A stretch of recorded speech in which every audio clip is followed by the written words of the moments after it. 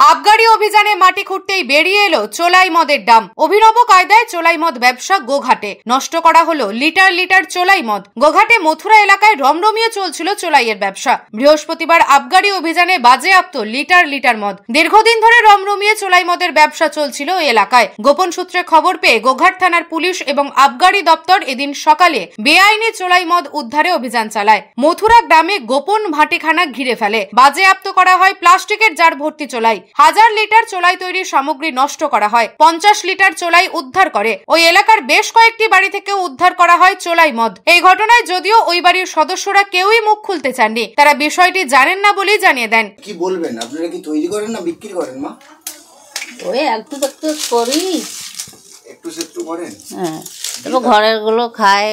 তারপরে আমরা শরীর খারাপ বলে একটা দুটো করি। আপনার তো দেখে মনে হচ্ছে আপনি নিজেও অসুস্থ। অতি করি, কাজ করতে পারিনি। হ্যাঁ, ওই আপনিও চোলাই খান নাকি? না না, খাইনি। ওইটা ওই হাত খরচের জন্য কাজ করতে পারিনি। একটু করি, একটা দুটো করে। না, কাছেরই গ্রামের পাশেরই এগুলো খায়, কাজের আলায় একটু করে খায়। পুলিশের এই অভিযানকে সাধুবাদ জানিয়েছেন এলাকার প্রবীণ মানুষজন। তাদের দাবি, এই কারণেই বাড়িতে অশান্তি লেগেই থাকে। বারবার পুলিশের অভিযান হলে বিক্রি কমবে। উল্টো পাল্টা ভাঙচুর, ঝগড়া, বইয়ের সঙ্গে ঝগড়া, মারপিট, দেনা। হ্যাঁ, তারপরেতে ভাত খাবে না, মুড়ি খাবে না, রোগ করে যাচ্ছে। সে আবার রোগ থেকে ভালো হচ্ছে, আবার তারা যে ইয়ে করছে, আবার মদ খাচ্ছে, লোককে দিয়ে আনাচ্ছে, নিজে না যেতে পারলে। হ্যাঁ, মানে কটা কারণ বলবো। হ্যাঁ, একবারেতে ছেলে বুড়ো সবাই মদ ধরে যাচ্ছে, ছেলে বুড়ো সবাই মদ ধরে গেছে। মাঠ ধর, জমি জায়গা যার যেমন আছে, সে যদি 50 টাকা রোজগার করছে, 50 টাকা দিয়ে 100 টাকার মদ খেয়ে আসছে। তাহলে এবার কি বলবো বলুন দিকে? মদটা তোলা ভালো আবার নয়। মদটা উঠে গেলে এবার শেষ করে দিন।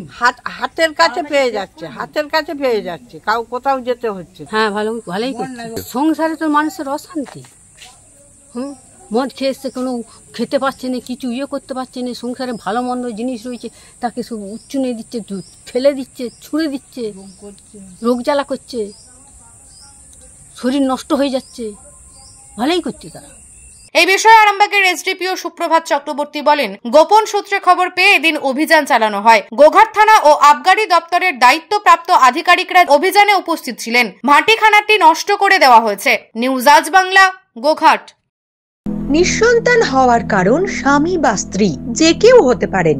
IVF এর অ্যাডভান্স সায়েন্স আর এক্সপার্ট কেয়ার লক্ষ লক্ষ কাপেলের স্বপ্ন সার্থক করেছে। তাই বন্ধাত্বকে হারাতে আপনাদের অবশ্যই আসতে হবে আরামবাগ প্রাণ IVF ফার্টিলিটি সেন্টারে। এখানে চিকিৎসা করিয়ে অনেক দম্পতি সন্তানের মুখ দেখেছেন। আমাদের ঠিকানা আরামবাগ, বসন্তপুর, আমতলা, বিবেকানন্দ পল্লী, 2 নম্বর রেলগেটের পাশেই। মোবাইল নাম্বার 7865858781 অথবা 7908098172।